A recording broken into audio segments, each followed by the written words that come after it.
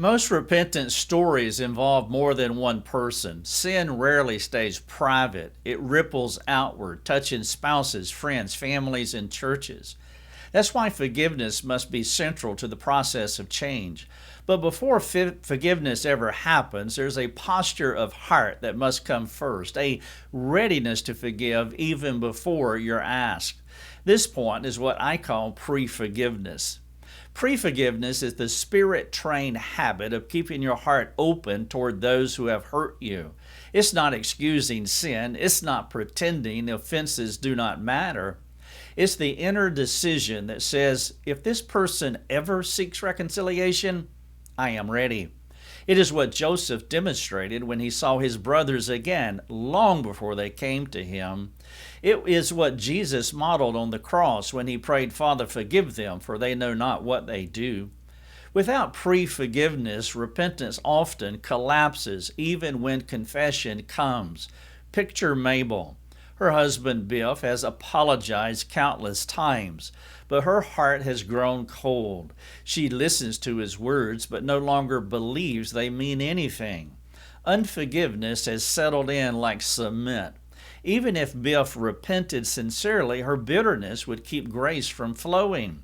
That's why the Spirit must work in the offended party before reconciliation can occur. Forgiveness begins as an internal posture before it becomes an external transaction. Pre-forgiveness protects you from becoming enslaved to someone else's sin. When you harbor resentment, you live chained to the offense and to the offender. The other person may move on, but you remain stuck in replay mode, reliving the hurt, fueling anger, draining joy. The irony is that bitterness punishes you more than it punishes the offender.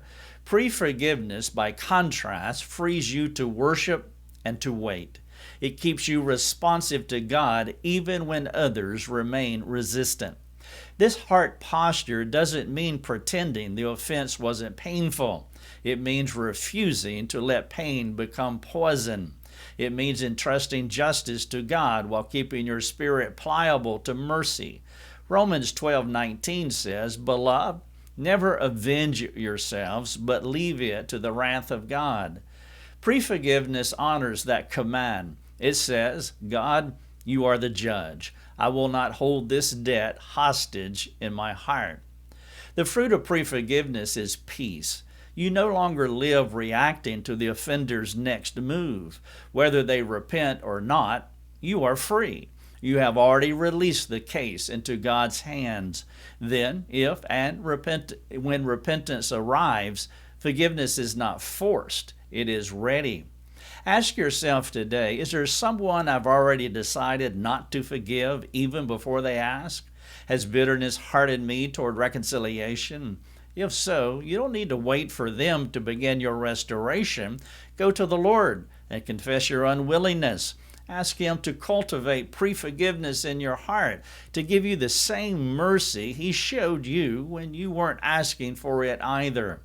Forgiveness starts long before the conversation begins. The most powerful readiness to forgive comes from remembering how you were forgiven while you were still a sinner. That memory keeps your heart soft and your soul free.